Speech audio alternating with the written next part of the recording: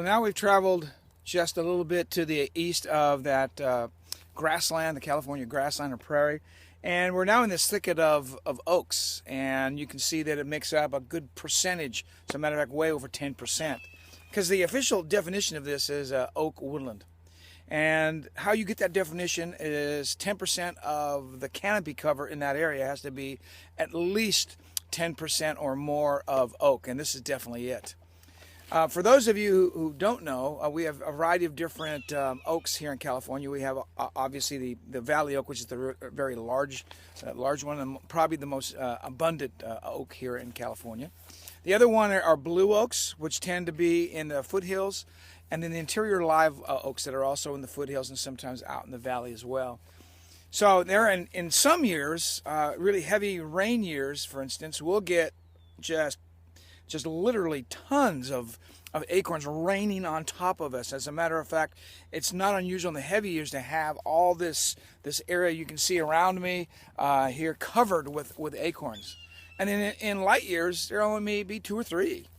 And what's another great unique feature about this is these oaks are home to all kinds of birds, to barn owls, to great horned owls, to a variety of woodpeckers, but also insects. Insects are really important to the ecology of this. As a matter of fact, we've been studying some the gall, the insect, or the wasp gall insect, and what it does is it's just a teeny tiny little wasp, and it lays its eggs underneath sides of the leaves about this time of year, July, August, and then those develop into larvae, and those larvae start moving around, and they fall. They just rain down like little BBs.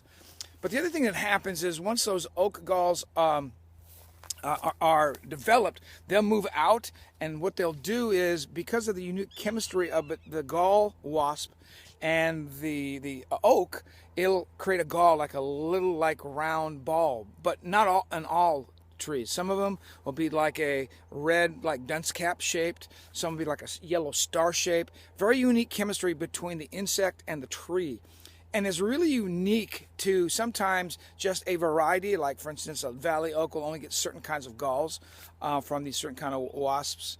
And some studies have even shown it's sometimes just individual between the actual tree itself that will only produce a certain kind of gall, like a dunce cap gall, or like the blue oaks will only produce a certain kind based on their chemistry.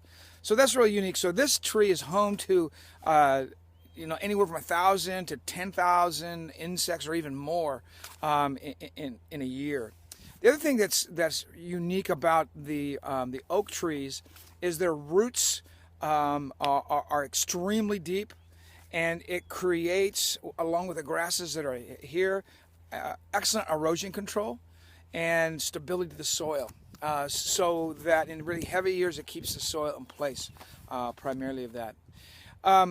These guys like really dry feeder roots. So like here in Woodland, when you go and see some of the houses that have the huge oaks in the middle of a lawn, they tend to don't last very long because they get rots and then they have to take them out. So places like this are an excellent opportunity for you to see oak trees in their finest. So between the house that it provides for all of the birds and insects, as well as the ability to maintain soil and water quality in the region, these are extremely valuable. And agriculture and also urban development has really helped to decimate some of these populations. So here across the state, we have what we call a heritage oak program, which will identify those oaks and try to preserve them and allow construction to go way around them. So we're going to head on down and take a look at our other 2 biomes.